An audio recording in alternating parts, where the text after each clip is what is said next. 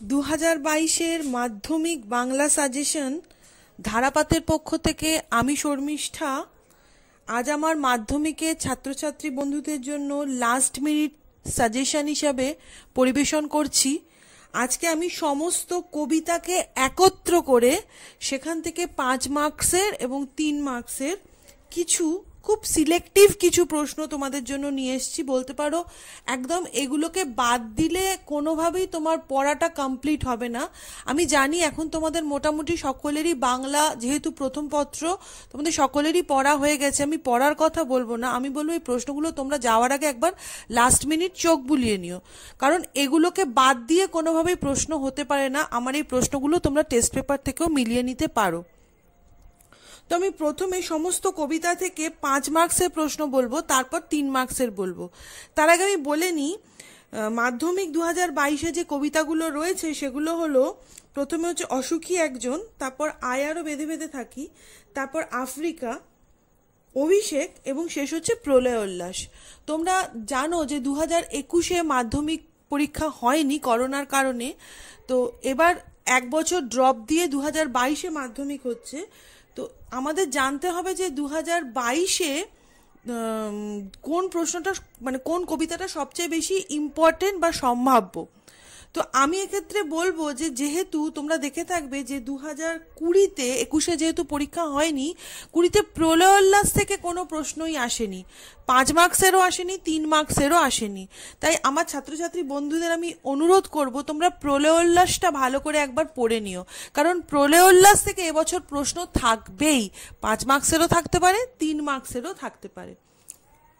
আচ্ছা, এরপর হচ্ছে 2020-তে আফ্রিকা আর অসুখী একজন থেকে ছোট প্রশ্ন, মানে 3 মার্কসের প্রশ্ন এসেছিল। তো সেই কারণে আমি বলবো যে আফ্রিকা এবং অসুখী একজন থেকে তোমরা এবারে 5 মার্কসের প্রশ্ন করো, আর অভিষেক আর আয়েরও বেঁধে বেঁধে থাকি থেকে তোমরা 3 মার্কসের প্রশ্ন করো। তো সময় নষ্ট না করে আমি চলে যাচ্ছি প্রশ্নে। প্রথমে হচ্ছে 3 মার্কসের প্রশ্ন সমস্ত কবিতাকে কভার করে। এক হচ্ছে অসুখী একজন, যেখানে ছিল শহর সেখানে ছড়িয়ে রইল কাঠ কয়লা। অসুখী একজন কবিতা অবলম্বনে শহরের এই পরিণতি কিভাবে ঘটলো তা আলোচনা করো। 2, তারপর যুদ্ধ এলো, কবিতায় যুদ্ধের যে বিভৎস রূপের প্রকাশ ঘটেছে তা আলোচনা করো। এবার হচ্ছে আয়ারও বেঁধে বেঁধে থাকি। আমাদের পথ নেই কোনো, এখানে কবি কোন পথের কথা বলেছেন, পথ না থাকার কারণ কি। নেক্সট, আমাদের ইতিহাস নেই, ইতিহাস না থাকার কারণ কি। আয়ারও হাতে হাত রেখে আয়ারও বেঁধে বেঁধে থাকি, কবি কাদের কাছে এই আহ্বান রেখেছেন, এই আহ্বানের তাৎপর্য ব্যাখ্যা করো। লাস্ট, আমরাও তবে এইভাবে এই মুহূর্তে মরে যাব নাকি। এই প্রশ্নটা ভীষণ ইম্পর্টেন্ট এই বছর 2022-এ আয়ারও বেঁধে বেঁধে থাকি থেকে 5 নম্বরের। আমরাও তবে এইভাবে এই মুহূর্তে মরে যাব নাকি, কার এমন কথা মনে হয়েছে, এরূপ মনে হওয়ার কারণ কি। নেক্সট হচ্ছে আফ্রিকা, হায় ছায়াবৃত্তা, ছায়াবৃত্তা বলার কারণ কি, তার সম্পর্কে কবি কি বলেছেন সংক্ষেপে বিবৃত করো। চিরচিহ্ন দিয়ে গেল তোমার অপমানিত ইতিহাস, তোমার বলতে কার কথা বলা হয়েছে, তার অপমানিত ইতিহাসের সংক্ষিপ্ত পরিচয় দাও।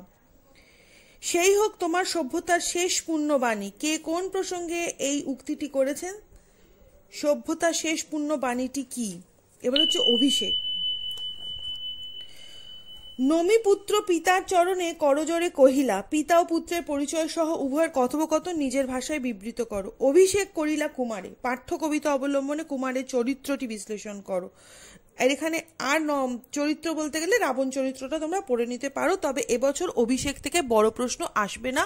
আমার মনে হয় অভিষেক থেকে 3 নম্বরের প্রশ্নটাই তোমরা ভালো করে রেডি করো, যেহেতু আর সময় নেই। আচ্ছা, নেক্সট হচ্ছে প্রলয় উল্লাস। প্রলয় উল্লাস কবিতাটিতে কবি যে আশাবাদী মনোভাব প্রকাশ পেয়েছে সেটা আলোচনা করো। ভেঙে আবার গড়তে জানে সে চিরসুন্দর, চিরসুন্দর কে, সে কিভাবে ভেঙে আবার গড়ে তুলতে জানে।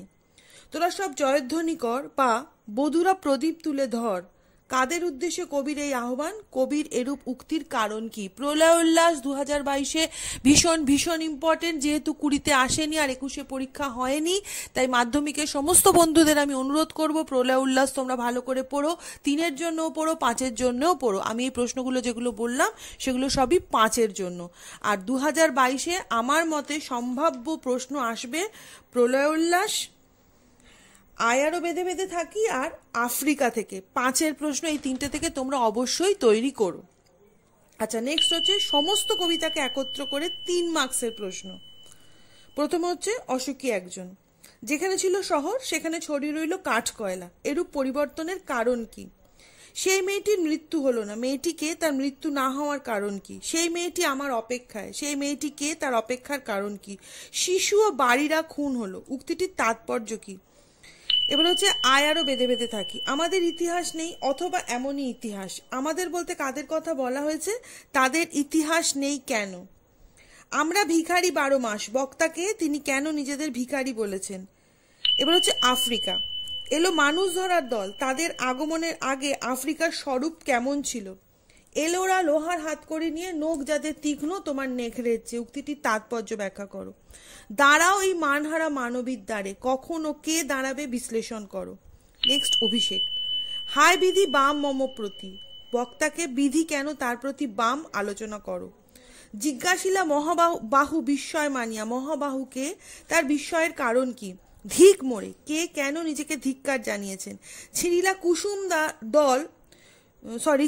ছিঁড়িলা কুসুম দাম রোষে মহাবলী, মহাবলীকে তিনি কেন এরূপ আচরণ করেছিলেন?